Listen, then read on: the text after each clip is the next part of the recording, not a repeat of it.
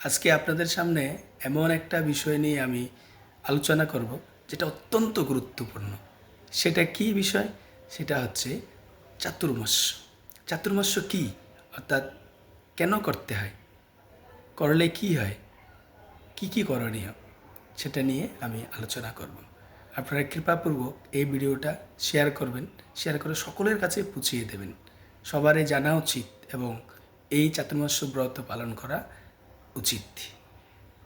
এই চাতুর্মাস্য ব্রত হচ্ছে রথের শেষে ভগবান যখন শয়নে গমন করেন, শয়ন একাদশী থেকে উত্থান একাদশী পর্যন্ত এই 4 মাসকে চাতুর্মাস্য মাস বলা হয়। বর্ষাকালীন সময় সাধুরা 12 মাস কৃষ্ণ সেবায় তপস্যায় যুক্ত থাকেন।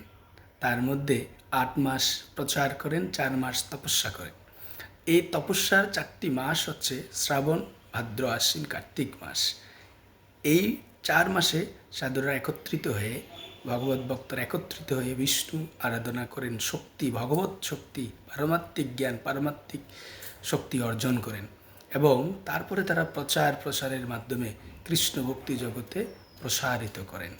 তো এই 4 মাসে আমাদের সকলের উচিত প্রথম মাসে শাক বর্জন করা, দ্বিতীয় মাসে দই বর্জন করা, তৃতীয় মাসে দুধ বর্জন এবং চতুর্থ মাসে মাসকলাই বর্জন। আর যারা পুরোপুরি সাত্ত্বিক আহারী হতে পারেননি, অন্ততপক্ষে এই 4 মাস সাত্ত্বিক আহার করা উচিত, অর্থাৎ নিরামিষ আহার করা উচিত। সেটা ভগবানকে অফার করে প্রসাদ রূপে গ্রহণ করা উচিত। তাহলে আমরা ভগবত কৃপায়, ভগবানের কৃপায় আমরা ভগবত ভক্তি লাভ করতে পারব। আসুন আমরা সকলে এই চাতুর্মাস্য মাসকে স্বাগত জানিয়ে এই চাতুর্মাস্য ব্রত পালন করার প্রচেষ্টা করি। হরে কৃষ্ণ।